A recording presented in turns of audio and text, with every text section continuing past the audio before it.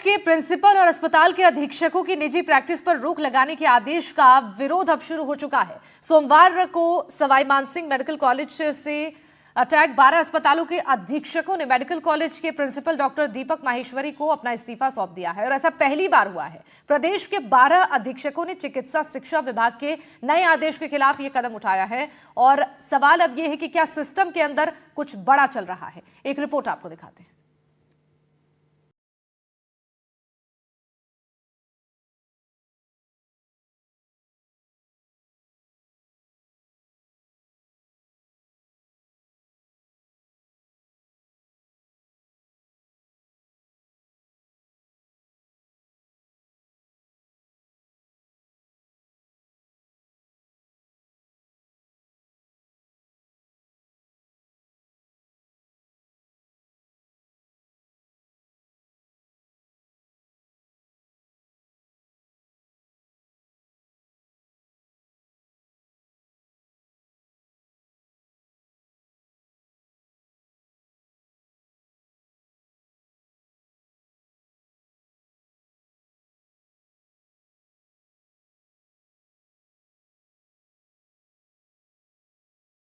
स्वास्थ्य विभाग ने एक आदेश जारी किया। इस आदेश के मुताबिक सभी राजस्थान के सरकारी मेडिकल कॉलेजों के प्रिंसिपल और उनसे संबद्ध अस्पतालों के अधीक्षक अब निजी प्रैक्टिस नहीं कर सकेंगे। उनकी निजी प्रैक्टिस करने पर रोक लगा दी गई।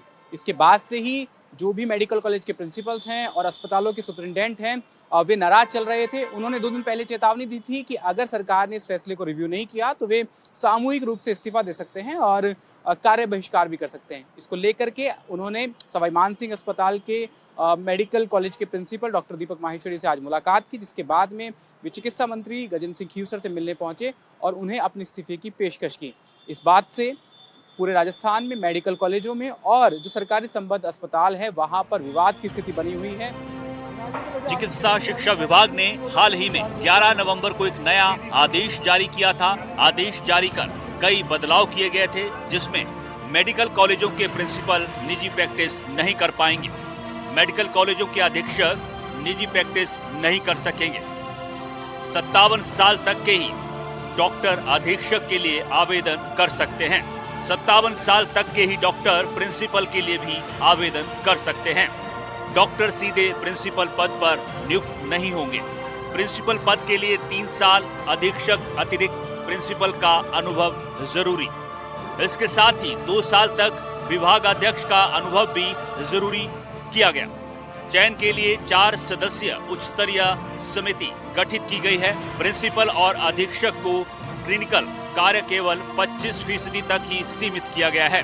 प्रिंसिपल और अधीक्षक को यूनिट हेड या विभाग अध्यक्ष नहीं बनाया जाएगा। बता दें कि अधीक्षक और प्रिंसिपल पद के लिए सरकार ने इस पद पर रहने की उम्र 62 साल निर्धारित कर रखी है। ऐसे में अगर कोई डॉक्टर 58 या 59 साल का है और सीनियर है, वह इस पद के लिए आवेदन ही नहीं कर सकेगा। डॉक्टर्स के एसोसिएशन है, उन्होंने भी इस बात का विरोध किया है कि सरकारी कॉलेज के जो प्रिंसिपल्स हैं और जो अधीक्षक हैं उनके ऊपर उनकी निजी प्रैक्टिस के ऊपर रोक लगाना अनुचित है और सरकार को इस फैसले को रिव्यू करना चाहिए।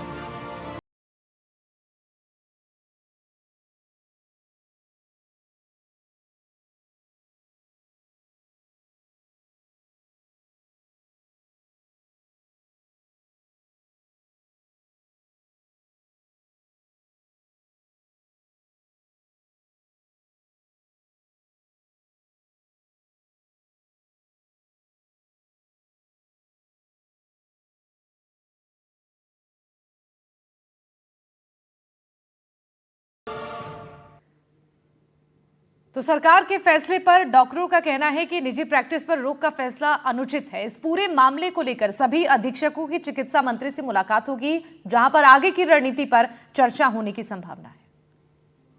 ऑर्डर को वापस नहीं लेती है सरकार, तो आगे आप लोगों की क्या रणनीति रहेगी, जिससे क्या है कि मतलब आप लोग अपनी जो मांग है कि भी इस ऑर्डर को पूर्ण तरीके से वापस लिया जाए, अगर सरकार वापस नहीं लेती तो आप लोगों का क्या रहेगा? देखिए, हम कृतज्ञ हैं हमारे मिनिस्टर साहब का कि जैसे ही सूचना लगी हमारे पास कल बात करने के लिए प्रस्ताव आया, हमने जाके बात की। मंत्री जी हमारे से बड़े सकारात्मक रूप से मिले, सभी समस्याओं की चर्चा हुई, लेकिन उनका ये कहना था कि एक परिवार की तरह हम मिल बैठ के ही बात करेंगे। तो हम बड़े आशान्वित हैं कि कहीं ना कहीं आज शाम तक इसका सफल हल निकल जाएगा।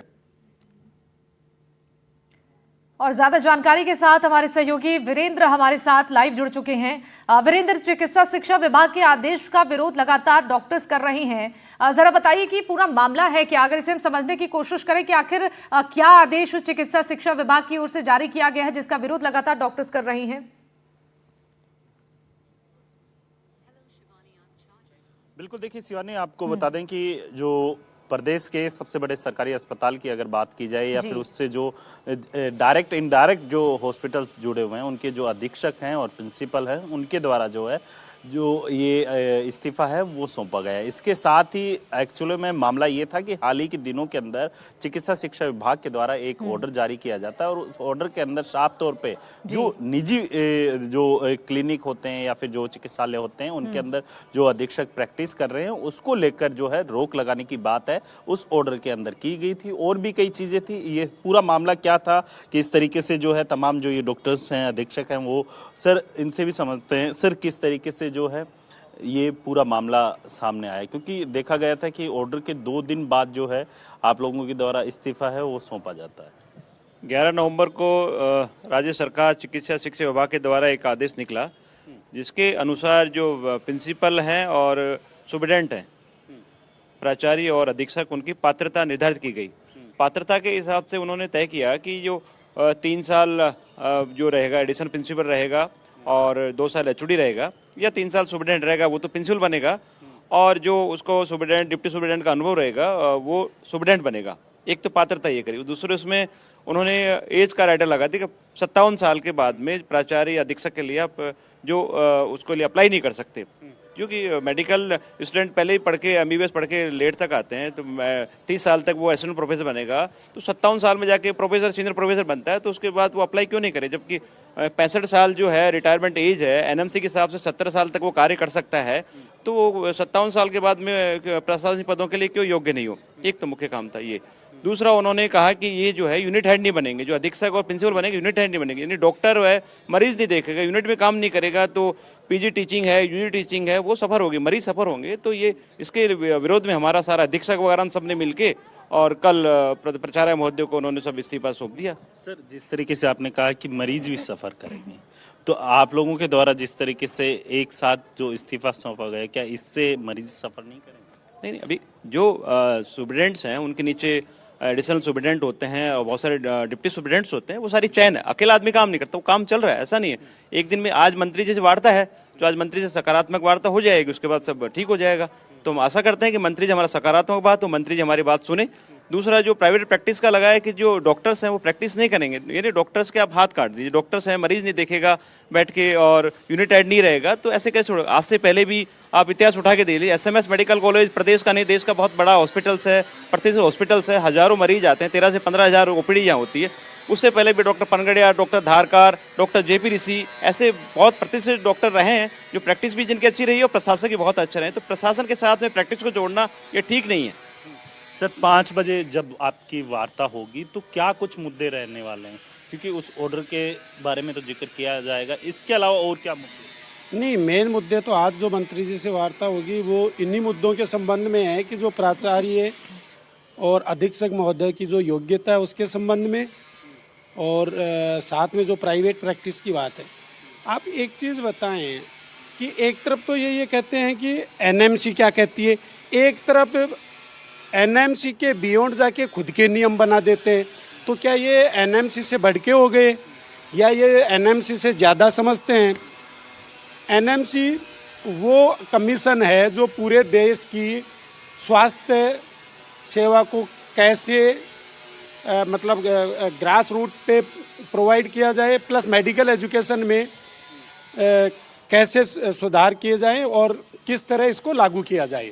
तो जब ये चीज़ एनएमसी करता है, ये कह रहे हैं कि हम एडिशनल अतिरिक्त अधीक्षक एलिजिबल होंगे, एनएमसी में ऐसा कहीं क्राइटेरिया नहीं है, तो ये नए नए क्राइटेरिया बियॉन्ड एनएमसी जाकर क्यों ला रहे हैं?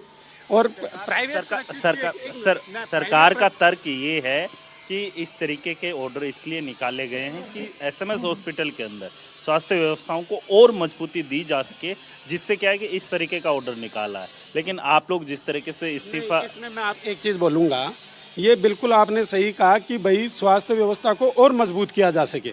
आज आपको पता है एसएमएस मेडिकल कॉलेज पूरे हिंदुस्तान में 39वें नंबर का हॉस्पिटल है स्वास्थ्य सेवा के हिसाब से, इंस्टीट्यूट वाइज देखा जाए तो क्या ये ऐसे ही बन गया? इसका मतलब यहाँ के लोग काम नहीं करते तो ये 39 रैंक पे कैसे आया? आप काम करवा रहे हो। स्वास्थ्य विभाग का कहना है कि हमें तो पहले पे आना, आप नहीं, पहले पे आना है ना, तो पहले के लिए सुविधाएं दो। इस तरह की चीज़ नहीं है। सुविधाएं आपने क्या दी? आज एक भी फैकल्टी के पास यहाँ रूम नहीं है बैठने का। एम्स के अंदर दिया जाता है ना, असिस्टेंट प्रोफेसर को भी रूम मिलता है। मैं सीनियर प्रोफेसर हूँ, मेरे पास बैठने का रूम नहीं है। जब आपके पास बेसिक सुविधाएं देने को है नहीं, जिस दिन ये बेसिक सर बैठने एसएमएस में डॉक्टर्स को तो बैठने का टाइम कहाँ मिलता है? पर डे की ओपीडी आती है 1200-1300 के करीब, तो डॉक्टर बैठेंगे नहीं? बैठ तो क्या काम खड़े खड़े होता है क्या? आज जो भी सीनियर ऑफिसर्स हैं सारे हैं, वो क्या खड़े खड़े काम करते हैं? वो अपने ऑफिस में ही काम करते हैं। यदि आप उनको बेसिक सुविधाएं दोगे, नेट दोगे, सब कुछ दोगे, रिसर्च वर्क तभी होगा। और जो आप बात कर रहे हो ना फर्स्ट रैंक की, the only difference between the first 10 institute and this 39 institute is only research. Research जब भी होगी जब आप रिसर्च के लिए सुविधाएं प्रोवाइड करोगे। आपने रिसर्च के लिए क्या सुविधाएं दी है? बैठने का रूम दो, उसको कंप्यूटर दो, उसको नेट दो, सारी सुविधाएं दोगे तो अपने आप होगा, वो भी हो जाएगा। सुविधाएं होनी चाहिए, सुविधाएं नहीं है, बस यही है। इसी वजह से आप लोगों ने ये बिल्कुल कि आप एनएमसी के जो नियम हैं उनको फॉलो करो। कोई गवर्नमेंट, जहाँ तक स्वास्थ्य का संबंध है, मेडिकल का संबंध है, एनएमसी से बड़ा नहीं है। एनएमसी जो आयोग बनाया है वो भारत सरकार नहीं बनाया है।